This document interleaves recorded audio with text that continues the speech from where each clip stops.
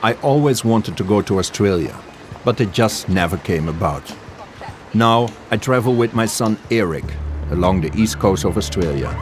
A new country, new people, new impressions. Attention, the 8:30 Sydney service is now boarding at platform 1. Ladies and gentlemen, good morning. We are expecting an on-time departure this morning. If there is anyone on board and you're not travelling, could you please leave the carriages of the train and stand clear of the train. It's exciting and I enjoy it, traveling through a land where I've never been before. Until a few years ago, this country didn't really mean too much to me. I had fake preconceptions.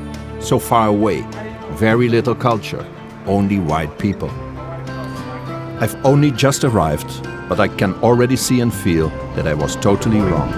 On behalf of the onboard crew and also the driver, we'd like to welcome you aboard CountryLink's Daylight XPT service from Melbourne to Sydney.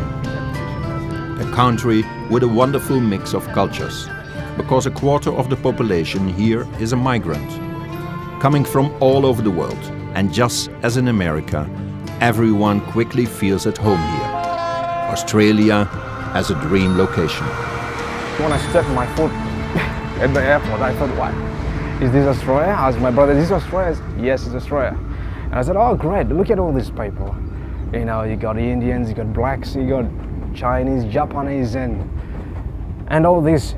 And it shocked me actually, because I thought maybe it's just, you know, an island full of whites only.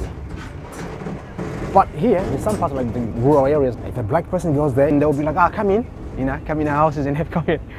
Touch your hair a little bit and things like that, and you know, when I feel it's great, it's amazing, and that shows that it's welcoming, and that's wonderful. It's just great, yeah. You know, and most of Australians, they are happy to you know, call me an Aussie, regardless of my color and things like that. Well, they know my background anyways. I come from Africa and things like that, but still, I'm Aussie. And now I'm working in Sydney and things like that as a programmer. And yeah, so yeah, I reckon the dream has been fulfilled in some way, but other things are coming as well, and we'll see what will happen next. And, no, but when I reflect now, I think, I thought, gee, that's amazing. Yeah, life sometimes, yeah, when it takes its course, it's a miracle, because it'll take you where you have never dreamt of being. You know?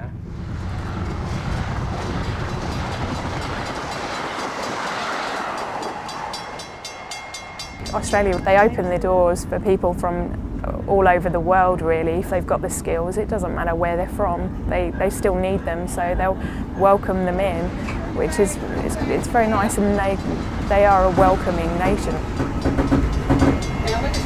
I came to Sydney 3.5 years ago to travel around the country, and I was given the opportunity to come here. I never really thought I'd really want to come to Australia, but I thought, why not?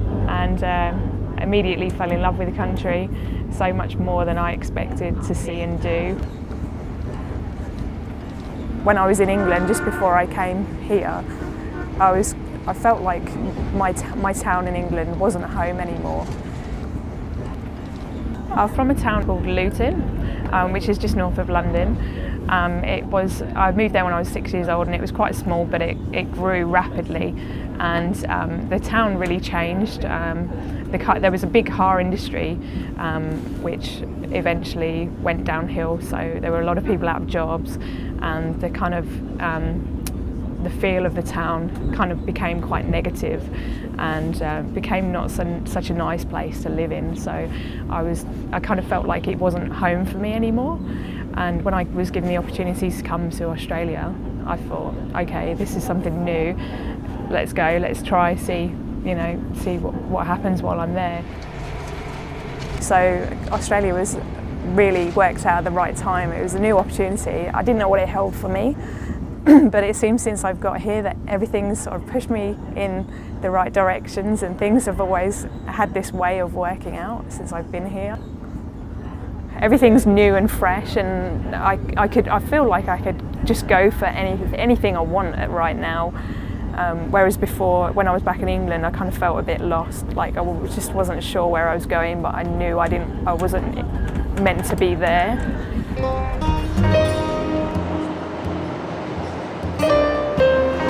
However, before you send the buffet for a few moments of your time, breakfast this morning we have plain toast, raisin toast and hot ham and cheese croissants. Also a selection of cereals, selection of hot and cold food will be available. Also soft drinks, juices, spring water, ginger beer. Vanilla number 1 and wang number 2. In 1964 we came to here. Strangely enough, my trip from India began on a train as well. I can still remember we travelled from their village and we got on a train there to travel to New Delhi. And prior to that, I was about 12, but I hadn't been outside the village on many occasions. I think one occasion I went to the Golden Temple at Amritsar when I must have been 8 or 9. And apart from that, I hadn't been outside my village. So we've been here 44 years in Walgulga, a Punjabi village. It's biggest single Punjabi Sikh community in Australia. That's quite unique, and that gives it exotic flavour.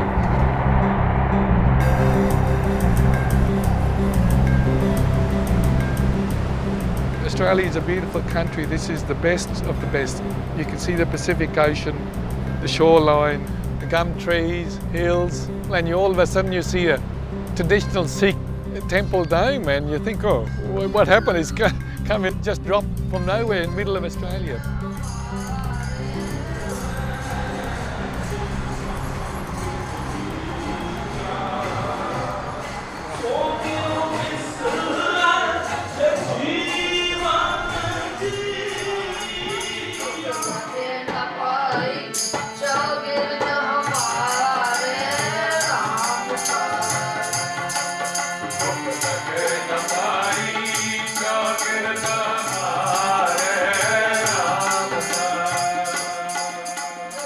I'm a Sikh, but I'm not a traditional or orthodox Sikh.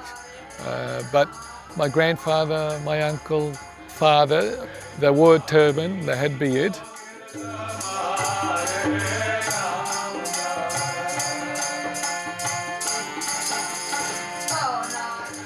I do believe in the Sikh spiritual value, Sikh scriptures, that's the main thing, and act on them. If you can do those, if you can embody those Sikh value, that's most important.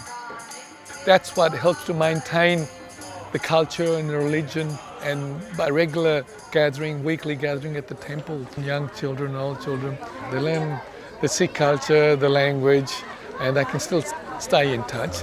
But they are Australian too, but the rest of the week they're at school or they're at work and they're still mixing with the wider mainstream community.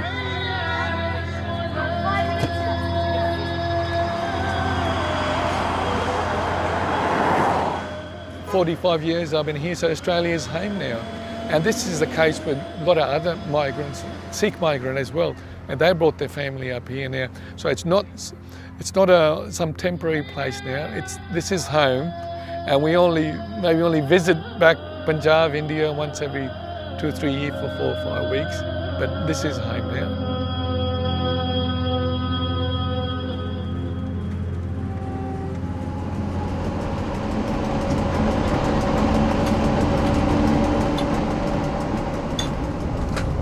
I was born in Shanghai, China, and I came to Australia when I was 5. And how that happened was my father came to Australia in 1989 first by himself. He came on a student visa that eventually ran out, and he was actually in Australia with no visa and hence illegally. And then, as you know, in '89, Tiananmen Square happened. And so he was already in Australia when that happened, but he asked for asylum from the government. He received it, and therefore he officially became permanent resident of Australia. And that sort of allowed him to bring my mum and myself over to Australia. And Yeah, so something good came out of something really awful, I guess, because I think my life would have been completely different if I didn't come to Australia. It would have been much tougher, and I'm very grateful for my parents to have taken that step. Right now, I'm working as a photographer's assistant. I would really like to be a freelance photographer. I'm interested in people and in cultures, in particular, human struggle.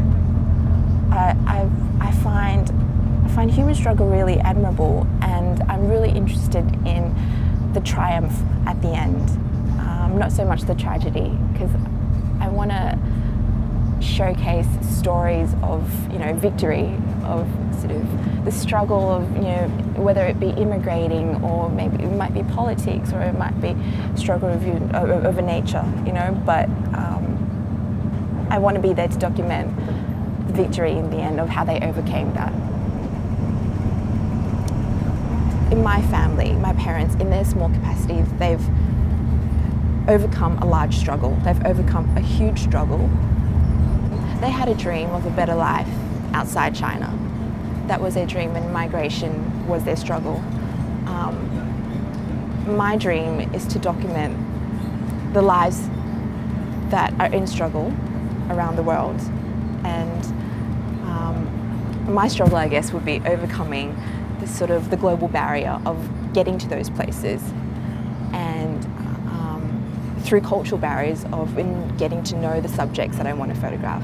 That's my struggle, and it's, I think, an equally as great one as the one that my parents went through, but they did it, and so I can do it. And so there's a natural sense of victory in me. I think I don't expect defeat, I expect to win, and I think that's the right attitude to have.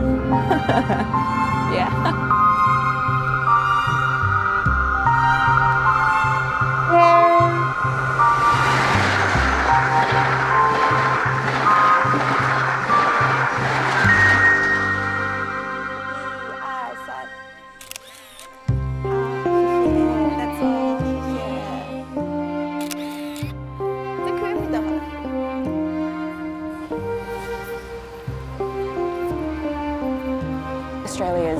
It's tough, it's hardworking, and there's that mentality that whenever you come across a struggle, you fight through it, and then you make it work in the end. And there's that sense of positiveness and strength about Australia that I really, really love. And when I first came here, I didn't have an English name, and my English wasn't very good either. I just barely knew how to write my alphabet. And so my dad had to pick a name for me to go to school with. So he opened the dictionary. At the back of the dictionary is a whole list of names, English names that you can pick from.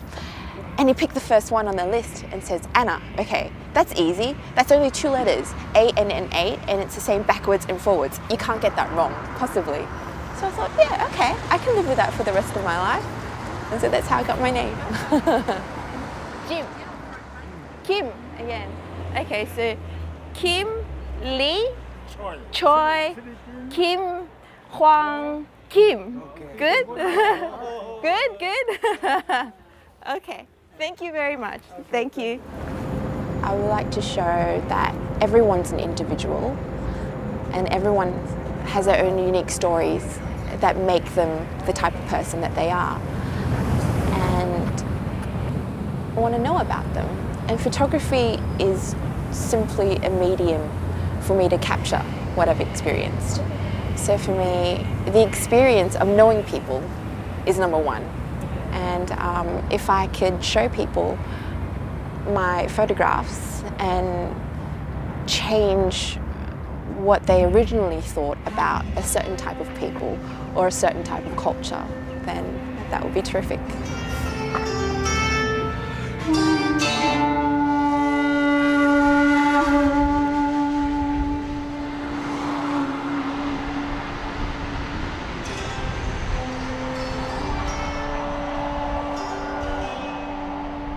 there's definitely a huge Asian influence in, but it's not something that I really think about. It's just there, and we're neighbours, so that's just the way it is. It's natural. If you go out of Sydney and you go out to the small country towns, and it's rare. It's rare to even see someone like myself who has a Greek grandfather. My grandfather came from Greece, and he jumped on a ship when he was 14 years old, and came to Australia. And as soon as he could, he joined the army, and he fought World War II, fought against the Nazis, and he came back home, and he didn't live too much longer. He died when he was 54, so I never actually got to meet him. So I wonder about those kind of roots. I see my roots here, but I don't feel like I'm confined to here. I feel like I can pick up and start somewhere else.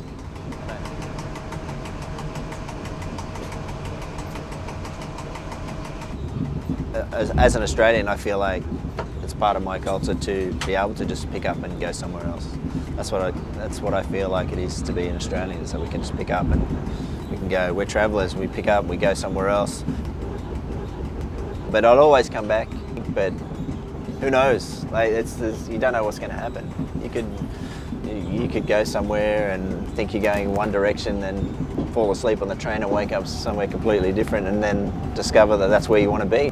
I think that kind of nature of my grandfather, I think it's possible that that's why I feel a certain way.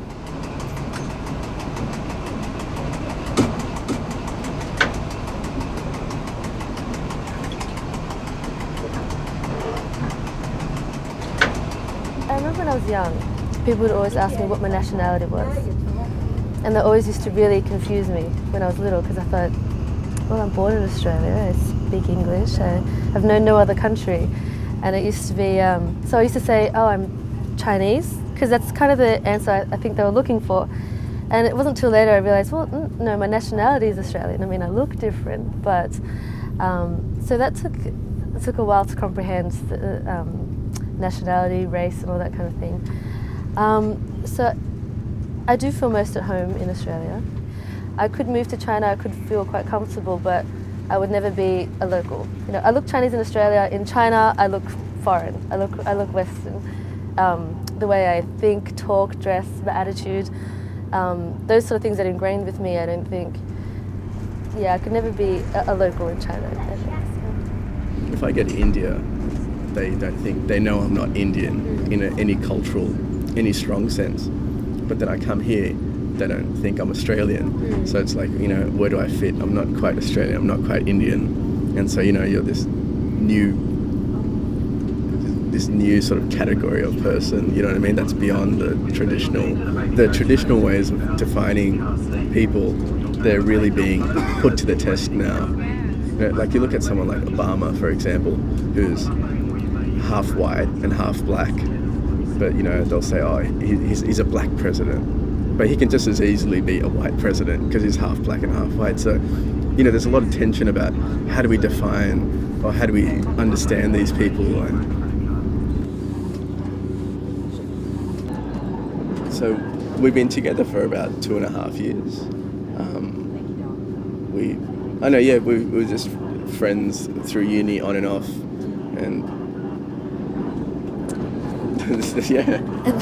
And then one day. Yeah, pretty much. I mean, we always got along well.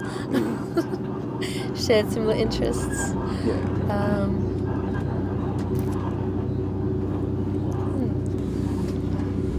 Often when you meet people here, you don't,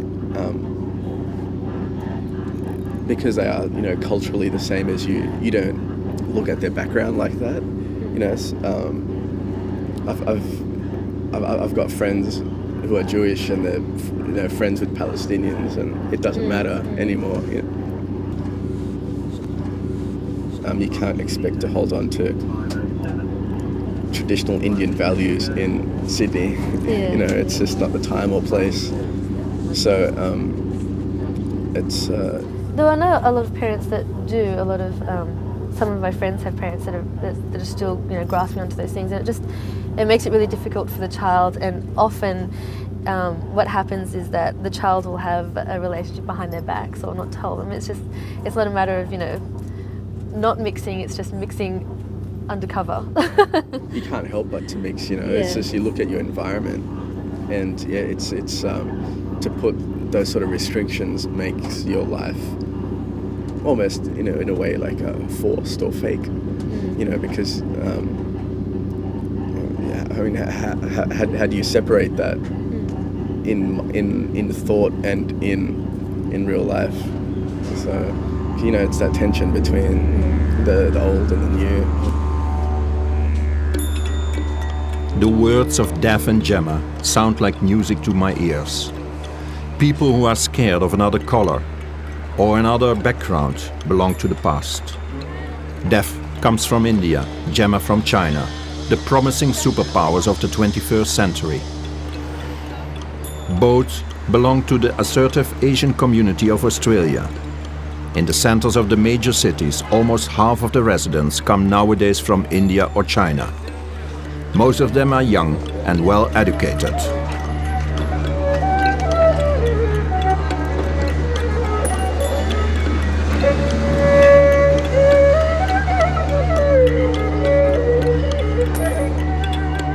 For Dev and Gemma, moving on to the USA or any other country is an option, as long as there are enough opportunities.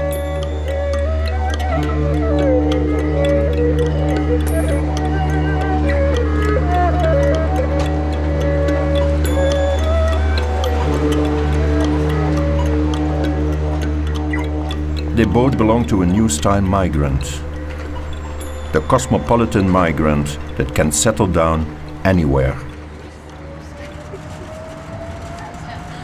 The world is open to me. I'd love to live elsewhere, many countries for a few years or so. If I was to settle down now, I think I would still settle down in Sydney. I think that's my last base. But between now and then, anywhere. When I was travelling, the most common things that people would say to me if I told them I was Australian was we like to party, we like to drink a lot, we're very laid back, and actually those are the two main things that they kept saying. So those things I'm happy to identify with. Australia doesn't have a history of, a very strong history of hierarchy. We don't have the feudal system and all those things like that. We didn't have anyway. That mixing in Australia, that everyone's a mate, everyone, you can, there aren't a very strong social boundaries. I like the view. Sit there. What's nice about a place like this is the amount of space that you have in the middle of the city. You are looking out onto a city that is just chock full of all these apartment buildings, like full of people busying about their everyday life, and here you have just this silent space. So it's almost like a world apart, a place like this. It's great. Yeah. In amongst all this noise, all this, sort of confusion, and Chinatown is literally just next door away. There's all these people, and you come here, it's just empty. It's like we were just talking before. It's like a sort of a Zen, like a little Zen garden for us. So, but yeah, it's just a different perspective on the city. You're looking at it from the outside, different noises and different light. When you're on the ground, you don't see. If you're in the city, there's no sunlight. It's always shadow. But here, you can see the light, you can see the sky, you can see everything. Oh, it's just so peaceful here, and that's really nice, just to have a couple of drinks with friends. I mean, it's a great place just to relax in the middle of chaos. It's beautiful, yeah.